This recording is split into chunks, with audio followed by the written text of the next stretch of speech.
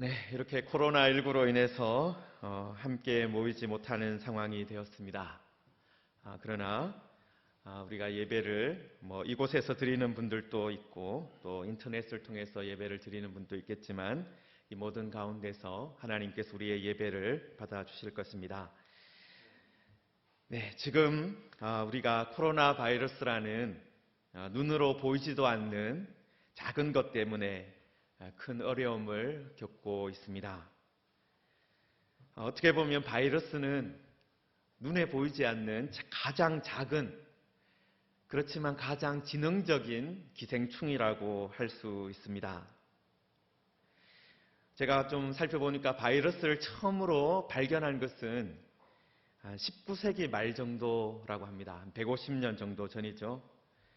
그런데 이 사람들이 연구를 하다가 세균보다 더 작은 것이 어떤 것이 있는데 병을 일으키는 것을 발견한 것입니다. 그런데 이 광학 현미경으로, 보통의 현미경으로는 발견할 수 없을 정도로 작아서 20세기 중반이 되어서 이 전자현미경이 발명된 다음에서야 눈으로 그 바이러스의 모습을 볼 수 있게 되었습니다. 그런데 이런 바이러스라든지 기생충의 특징이 무엇입니까? 혼자서는 살지 못한다라는 거예요. 어떤 숙주에 붙어서 살아가는 것입니다. 숙주가 없으면 살 수 없다라는 것이죠. 우리가 이번 코로나19 사태를 보면서 그동안 교회에 기생하고 있던 이 신천지라는 이단의 민낯을 보게 되었습니다. 물론 그동안 교회에서 이단을 조심해야 된다, 특히 신천지를 조심해야 된다라는 말을 많이 했지만 이 신천지의 어두운 모습이 이렇게 제대로 드러난 일이 이전에는 없었습니다. 저는 이것도 하나님의 특별한 섭리라고 생각을 합니다. 한국 교회가 이 신천지를 제대로 처리하지를 못하니까 하나님께서 이 바이러스를 통해서라도 드러나게 하신 것이죠. 이 일을 통해서 아마 신천지 내부에서도 많은 변화가 있을 것 같습니다. 탈퇴하려는 사람들도 있을 수 있겠죠. 그런데 반대로 더 극렬하게 그 신천지를 추종하는 사람들이 생길 수도 있습니다. 그래서 우리들 어떻게 해야 되겠습니까? 더 준비되어 있어야 합니다. 탈퇴하는 사람이 많으면 좋겠지만 더 나쁘게 변할 수도 있기 때문에 그렇습니다. 그리고 지금 코로나19 바이러스를 대응하면서 가장 걱정하는 것이 무엇입니까? 이것이 또 변이가 일어나서 더 나쁘게 되면 어떡하나, 그런 걱정을 하지 않습니까? 이 신천지 이단도 더 나쁘게 숨어갈 수도 있다라는 것입니다. 제가 지난 주일에 제대로 된 것에 아멘하자라는 말씀을 드렸습니다. 저도 지난주 한 주간 동안 이런저런 성경도 보고 또 신천지에 대해서 좀 더 알아보기 위해서 그들이 설교하는 또 예배를 드리는 장면을 좀 찾아본 부분이 있습니다. 그런데 참 제가 놀란 것이 하나 있는데요. 사람들이 그 신천지 이단에서 이렇게 모여서 예배라는 것을 드리는 사람들이 설교자가 뭔가 말만 하면 다 아멘 한다는 거예요. 그냥 아무것도 아닌 말을 했는데도 아멘 하면서 큰 소리를 지르는 것을 보았습니다. 저는 우리 무지개교회 성도들은 그렇지 않아서 참 다행이라고 생각을 했습니다. 성도 여러분, 우리 무지개교회 성도님들은 제대로 된 것에 아멘하시기 바랍니다. 우리는 복음에 아멘해야 됩니다. 예수 그리스도의 십자가에 아멘해야 되고 하나님이 우리를 다스리신다라는 것에 아멘해야 됩니다. 아무 데서나 아멘하면 신천지처럼 되는 거예요. 여러분, 그리고 요즘에 이 신천지 사람들 때문에 교회까지 함께 욕을 먹는데, 세상 사람들이 보기에는 교회도 신천지와 별로 다를 것이 없어 보인다. 그런 것 때문입니다. 여러분, 신천지도 자기들을 뭐라고 말합니까? 예수교라고 말을 합니다. 신천지 예수교 증거장막성전 이렇게 돼 있더라고요. 여러분, 신천지에서도 교회로 종종 편지를 보냅니다. 그 편지를 보면 자신들이 진짜로 예수님을 믿는 사람들이라고 말합니다. 자신들이 제대로 하나님을 믿는 사람들이라고 말을 합니다. 그렇기 때문에 세상 사람들이 보기에도 어떻겠습니까? 교회나 교회에 기생하고 있는 신천지가 비슷해 보인다라는 것이죠. 그래서 교회까지 한꺼번에 이 공격을 당하기도 한다라는 것입니다. 그런데 교회와 예수님을 믿는 사람들을 비방하는 것은 지금만 있는 일은 아닙니다. 지금만 그런 일이 있는 것이 아니다라는 거예요. 여러분, 2세기 초에 플리니우스라는 로마 관리가 기독교를 향해서 이런 말을 했습니다. 기독교는 사악하고 터무니없는 미신이다. 그리고 그 미신이 지금 여러 도시에 퍼져가고 있는데, 도시뿐만 아니라 시골까지 전염병처럼 번지고 있다. 그렇게 불평을 했습니다. 또 로마 역사가 타키투스라는 사람도 그리스도인들을 미움받는 사람들이다라고 표현을 했습니다. 성도 여러분, 그런데 이렇게 그리스도인들이 로마의 지배층들한테 또 로마의 지식인들한테 미움을 받았던 이유가 어디에 있었겠습니까? 로마 사람들이 보기에는 그리스도인들이 로마에 충성하지 않는 것처럼 보였기 때문입니다. 여러분, 정치적인 관점에서 보니까 그리스도인들이 여러 가지 문제가 있는 사람들처럼 보였습니다. 로마 황제가 아닌 그리스도를 향해서 주님이라고 부르는 거예요. 하나님을 향해서 주님이라고 불렀기 때문입니다. 그런데 그리스도인들이 로마 황제를 신으로 여기지 않는, 또 섬기지 않는 이유가 바로 오늘 읽은 말씀에 나와 있습니다. 여러분, 오늘 8절 말씀을 다시 보시면은 하나님께서 친히 선포하는 말씀이 있습니다. 주 여호와께서 이르시되 나는 알파와 오메가라, 이제도 있고 전에도 있었고 장차 올 자요 전능한 자라 하시더라. 여러분, 이것이 하나님이 친히 하신 말씀이다라고 요한은 말씀하고 있어요. 하나님이 가장 먼저 뭐라고 하셨습니까? 나는 알파와 오메가다라고 하셨습니다. 알파는 그리스어에서 첫 번째, 알파벳의 첫 번째 글자입니다. 오메가는 마지막 글자입니다. 그러니까 하나님이 첫 번째이자 마지막이다라는 선포입니다. 역사를 시작하시고 또 그 역사를 닫으시는 분이다라는 것이죠. 바른 신앙을 고백하는 사람이라면 모두가 고백하는 것이 하나 있습니다.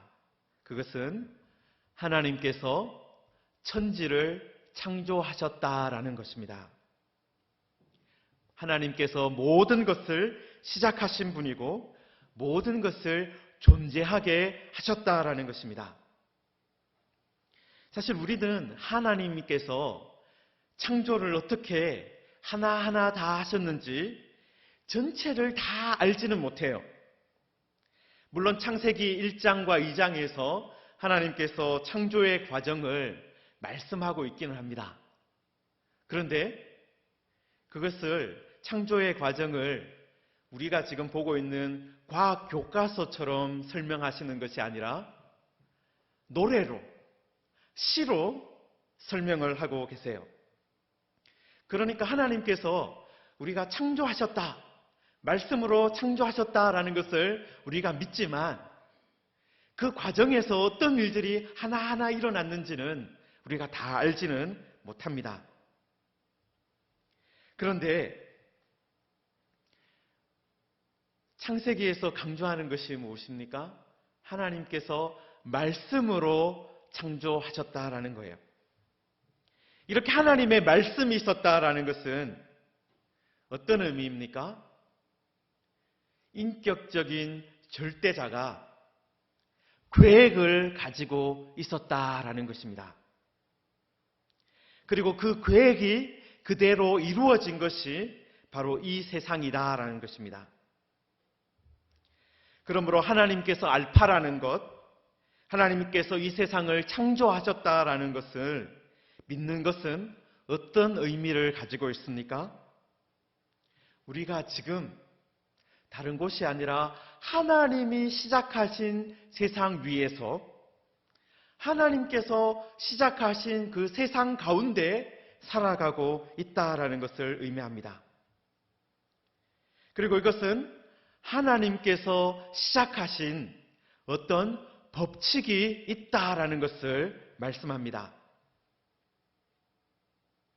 그러니까 우리들이 이 세상을 살아가면서 어떻게 해야 되는 거예요? 하나님이 시작하신 그 법칙에 맞추어서 살아가야 한다라는 거예요. 그리고 하나님께서 오메가라는 것은 어떤 의미입니까? 이 세상이 영원히 있는 것이 아니라 하나님께서 언젠가는 이것을 마무리하신다라는 거예요. 그러므로 우리들이 알파와 오메가 사이에 있는 우리들은 어떻게 살아야 합니까? 알파와 오메가 사이에 있는 우리들은 하나님의 계획에 맞추어서, 하나님의 말씀에 맞추어서 살아야 하는 것입니다. 그리고 우리가 하나 또 생각해 보아야 할 것이 있습니다. 여러분, 이 알파와 오메가 사이에 무엇이 있습니까? 알파와 오메가 사이에 무엇이 있습니까? 다른 글자들이 있죠. 다른 글자들이. 베타부터 시작해서 알파가 있으면 그 다음에 베타, 감마, 델타, 영어로 하면 A, B, C, D 이런 식으로 가운데에 글자들이 있습니다. 그리스어에는 24개의 글자가 있으니까 알파와 오메가 사이에 22개의 다른 글자들이 있습니다. 하나님께서 그러니까 어떤 것을 우리에게 주신 것입니까?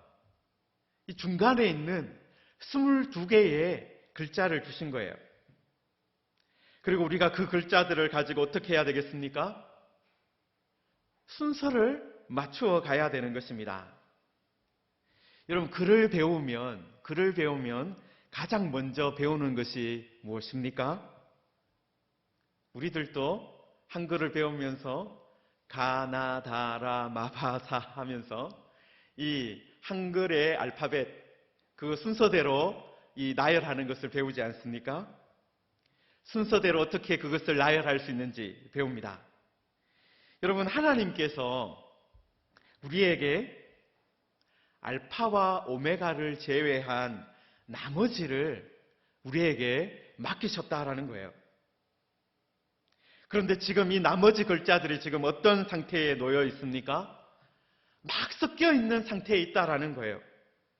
아담의 죄로 인해서, 우리의 욕심으로 인해서 이것이 막 흥크러져 있는 그런 상태입니다. 여러분, 그래서 우리들이 어떻게 해야 하겠습니까? 성경을 통해서 하나님의 뜻을 배워가면서 이것을 하나씩 하나씩 제대로 놓는 그런 일을 해야 한다라는 것입니다. 개인적으로도 이런 사명을 우리들이 가지고 있지만 또 시대적으로도 이런 사명을 가지고 있다라는 것입니다. 우리 이전 시대가 때때로 잘못하는 것들이 있습니다. 개인적으로도 우리들이 잘못하는 것들이 있습니다. 여러분, 그런데 엄마나 유치원이나 어린이집 선생님들이 어떻게 하십니까? 우리가 글자를 처음 배울 때 어떻게 합니까? 기다려주지요. 시간을 줍니다. 반복해서 기회를 줍니다.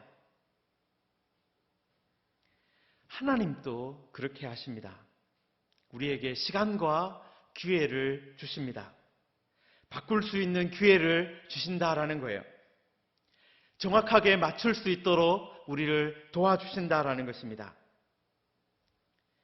그러므로 사랑하는 성도 여러분, 하나님이 알파와 오메가이신 것을 기억하시기 바랍니다.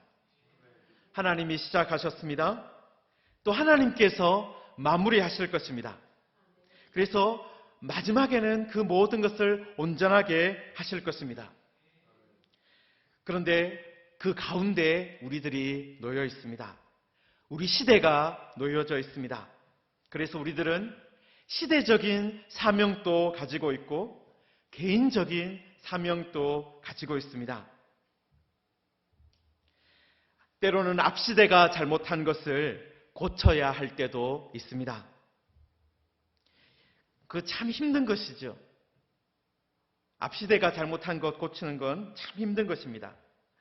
또 내가 잘못한 것도 있습니다. 내가 실수한 것도 있습니다. 그것도 어떻게 됩니까? 우리가 살아있는 동안 계속해서 고쳐 나가야 합니다. 그것이 결코 쉽지 않습니다. 그러나 우리는 어떻게 해야 됩니까? 하나님이 알파와 오메가인 것을 명심하고 하나하나 우리가 할 수 있는 한 말씀을 읽고 듣고 지키면서 그것을 바르게 하는 그 사명을 감당해야 하는 것입니다. 그리고 하나님은 이제도 있고 전에도 있었고 장차 올 자요라고 말씀하셨습니다. 이 표현은 먼저 시제를 가지고 하나님을 표현한 것입니다. 여러분, 현재형이죠. 이제 있고, 그 다음에 과거, 전에도 있었고, 이제 미래는 장차 올 자요.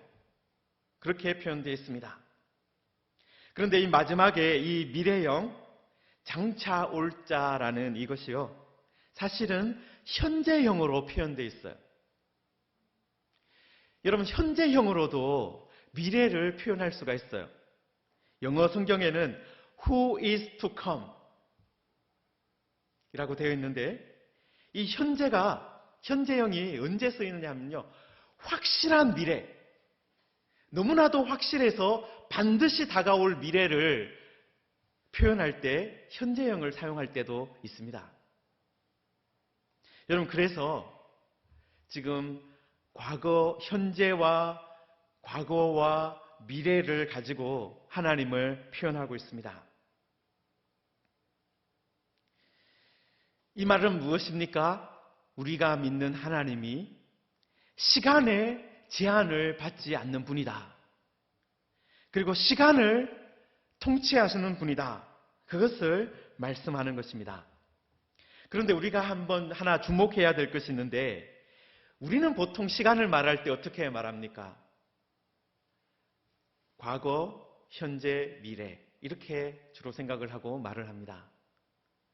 과거를 말하고 지금 현재를 말하고 미래를 말하죠.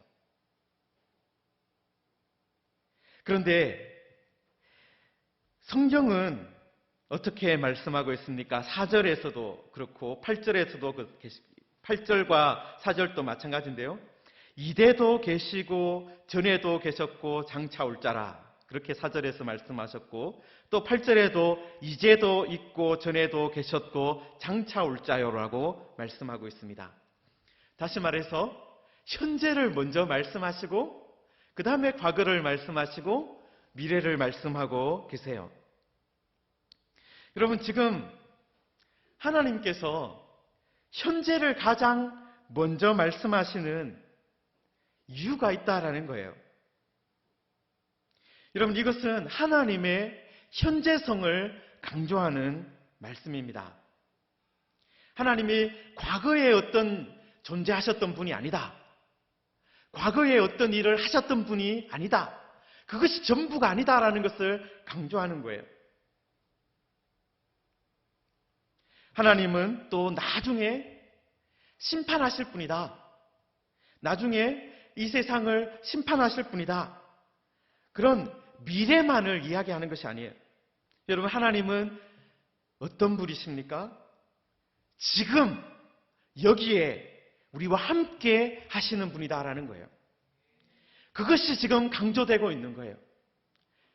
지금 로마 시대에 핍박받고 있는 소아시아의 7교회들, 그리고 요한 같은 경우에는 어떻습니까? 밤모섬이라는 곳에 귀양살이를 하고 있는 그런 상태입니다. 갇혀있는 그런 상태입니다. 그런데 그런 엄중한 상태 가운데서도, 핍박받는 그 현장 가운데서도 뭐라고 말하는 거예요? 하나님이 지금 우리와 함께 계시다라는 거예요. 성도 여러분, 예수님께서 성육신 하신 것을 마태복음에서 뭐라고 말씀하셨습니까? 마태복음 1장 23절에서 임마누엘, 하나님이 우리와 함께 계시다, 그렇게 표현을 했습니다. 또한 요한복음 1장 14절에서도 말씀이 육신이 되어 우리 가운데 거하심에, 이것을 다르게 표현하면 장막을 치심에 우리가 그의 영광을 보니 아버지의 독생자의 영광이요 은혜와 진리가 충만하더라 라고 했습니다. 그렇습니다. 예수님의 성육신 때문에 어떤 일이 일어났다라는 거예요? 하나님이 우리와 함께 계시는 일이 시작되었다라는 거예요. 제자들은 육체적으로 그 시간을 함께 보냈습니다. 예수님이 우리와 함께 계시면서 하나님이 우리와 함께 계시는 것을 체험했습니다. 그러면 예수님께서 부활 승천하신 다음에는 그런 일들이 없어졌습니까? 그렇지 않습니다. 예수님이 어떤 분이십니까? 지금 하나님과 함께 계시는 분이세요. 그리고 하늘에만 계시는 것이 아니라 성령을 우리에게 보내주심으로 말미암아 하나님이 우리와 함께 계심을 여기에서도 체험할 수 있게 해주셨다라는 것입니다. 그래서 지금도 우리는 이 하나님의 현재성, 지금 우리와 함께 계시는 것을 경험하며 살아가야 합니다. 우리가 성령의 충만함을 받으면 지금 이곳에서 우리와 함께 하시는 복을 누리게 될 것입니다. 지금 우리와 함께 하시는 하나님 때문에 우리의 과거도, 그리고 우리의 미래도 새롭게 될 것입니다. 하나님이 지금 우리와 함께 계시기 때문에 우리의 과거의 잘못도 고칠 수 있는 것입니다. 과거에 실수한 것, 과거에 죄 지은 것 그냥 묻어두는 것이 아니라 사과하고 용서를 구하고 보상해주고 고쳐줄 수 있는 것입니다. 여러분, 내 마음 같아서는 어떻습니까? 과거는 그냥 묻어두고 싶을 때가 많죠. 과거에 잘못했던 것, 그냥 만화 영화 같은 거에 보면 카페트를 들어서 그냥 그 밑에 쓸어 넣는 거 보셨을 것입니다. 그렇게 그냥 숨겨놓고 싶습니다. 그런데 하나님을 제대로 믿는 사람들은 어떻습니까? 하나님이 지금 이제도 계신다라는 것을 믿는 사람 어떻게 합니까? 그 하나님께서 지금 우리에게 부어주시는 은혜와 긍휼 때문에 과거의 잘못도 사과할 수 있는 용기를 가지는 것입니다. 과거의 잘못을 고치고 올바르게 할 수 있는 그런 용기를 가지고 살아가는 것입니다. 지금 당장 손해를 보는 것 같아도 그렇게 하는 것입니다. 왜 그렇습니까?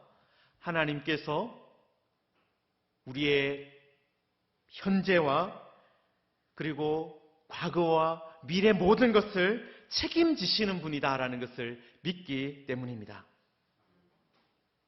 성도 여러분, 우리가 하나님께서 현재와 과거와 미래를 다스리는 분이다.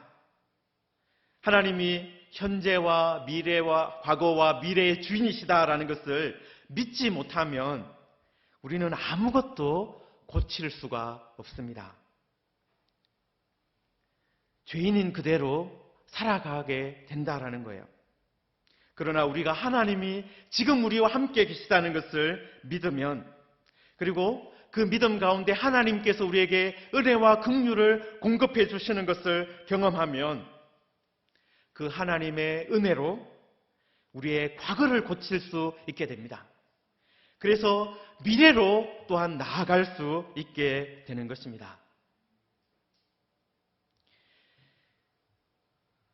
그리고 이 이제도 있고 전에도 있었고 장차 올 자요라는 말씀에는 시간만 있는 것은 아닙니다. 있다라는 것이 어떤 것입니까? 어떤 공간도 또한 말씀하는 거예요. 있고 있었다 온다라는 이 말은 어떤 지점이 없으면 표현할 수 없는 그런 말씀입니다. 다시 말해서 하나님은 어떤 분이시다는 거예요? 시간만이 아니라 공간까지도, 우리가 있는 이 시대까지, 이 공간까지도 다스리시는 분이다라는 거예요. 성도 여러분, 여기는 어떤 곳입니까?